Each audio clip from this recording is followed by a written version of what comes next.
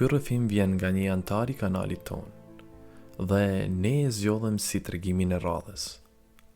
Burri që na ka dërguar këtë histori vjen nga një fshat I malësisë së madhe dhe na tregoi një ngjarje që I ka rrëfyer gjyshi I tij kur ai ishte në moshë të re. Kishte parë diçka me sytë e vet teksa punonte në zheg. Ai e kishte paralajmëruar nipin kur ja tregoi këtë histori që të bënte kujdes dhe të mos punonte kur dielli ishte në kulmin e tij. Por çfarë kishte parë gjyshi Marko atë ditë në zheg?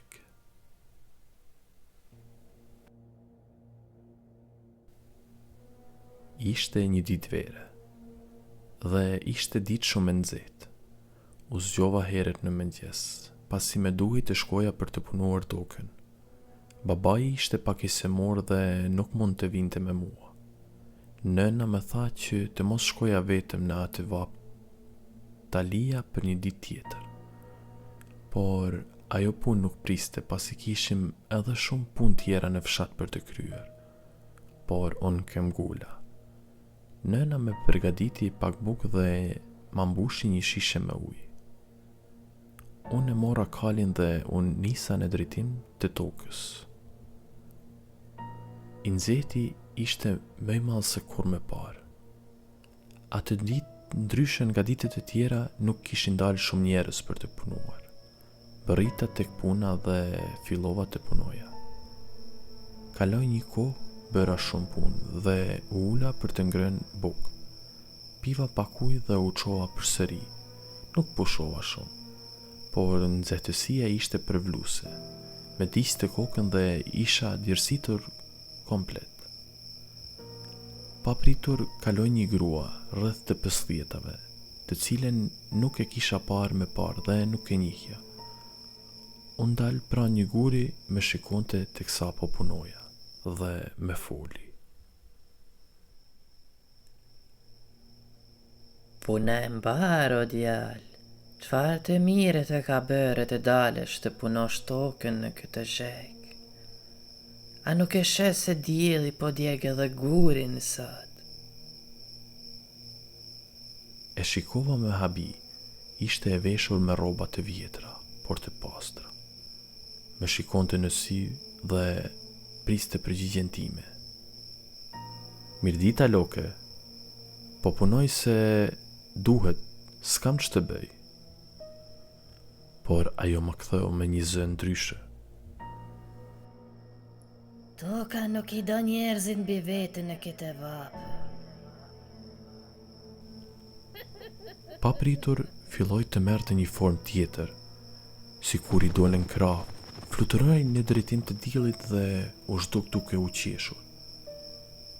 Në ato momente desha ta pyes se kush ishte apo çfarë ishte, por këmbët më mpin, nuk mund televizja, as nuk mund të bërtisja dhe as të merrja frym. Humba ndjenjat, por kur u zgjova, pas një kohe dielli kishte perënduar pas malit. Unë ngrita ngadalë dhe u nisa për në shtëpi. Me kishte zënë nata, nuk isha vonuar kurraj shumë. Kur arrita në shtëpi, nëna ishte merakosur dhe po me priste në oborr.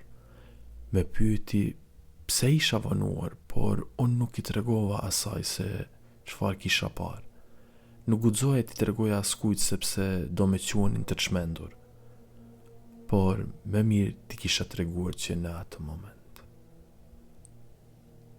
Atë natë isha I raskapitur, sikur të kisha pirë, të isha dehur.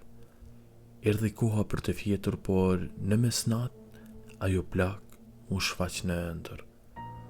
Me dukej sikur po më shtrëngonte fytin dhe nuk mund të merrja frym. Me thëriste duke më thënë: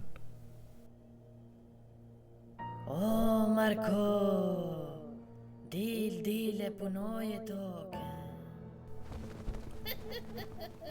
Dhe qeshte me një zë të frikshëm.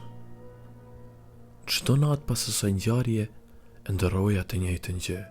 Isha në tokë në mes të vapës përvluese dhe ajo më thërriste në errësirë. qosha i tmerruar nuk mund të flija më nga frika. Kjo vazhdoi për 1 muaj.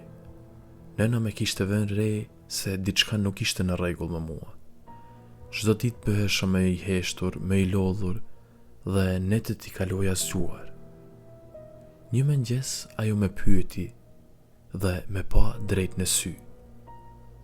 Çfarë po ndodh me djalin tim? Diçka nuk është si më parë, më tha.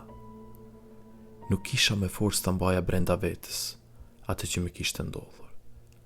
Gjithsesi, ndihesha sikur po çmendesha dhe më duhej ndihma e dikujt. I tregova gjithçka, çdo detaj të asaj dite dhe netëve të tmerrueshme që i kisha kaluar. Nëna më dëgjoi me fytyrë të ngrirë dhe kur mbarova, pash frikën në sytë e saj. E pash se më besoi, por nuk dinte se çfarë kishte ndodhur.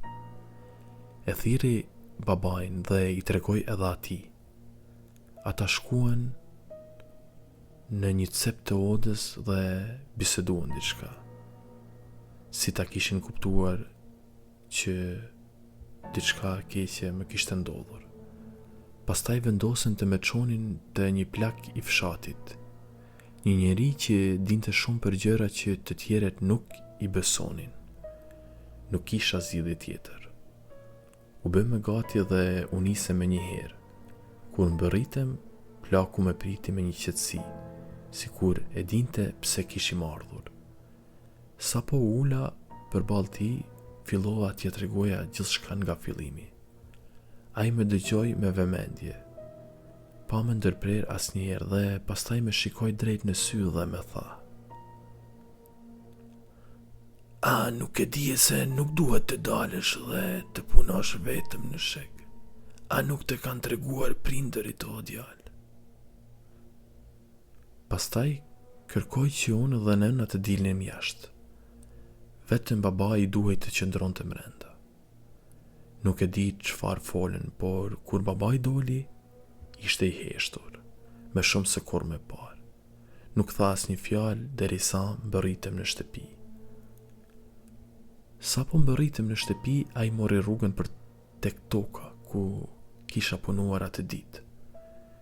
Nuk e di çfarë bëri atje, por kur u kthye, ai nuk foli asnjë fjalë përsëri. Atë natë u shtriva për të fjetur, por përsëri ëndra të mërshme më ndoqi. Gruaja u shfaq përsëri dhe këtë herë më tha diçka tjetër.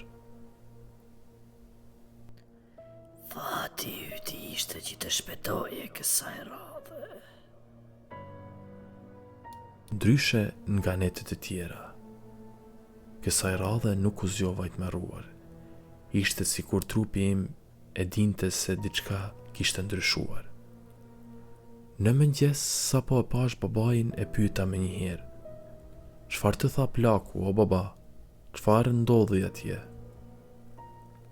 Por ai nuk më tregoi kurrë. E vetmja gjë që më tha, me një zë të ulët dhe të prerë ishte: "Duhet të jetë hera fundit që zhegu të zë duke punuar vetëm."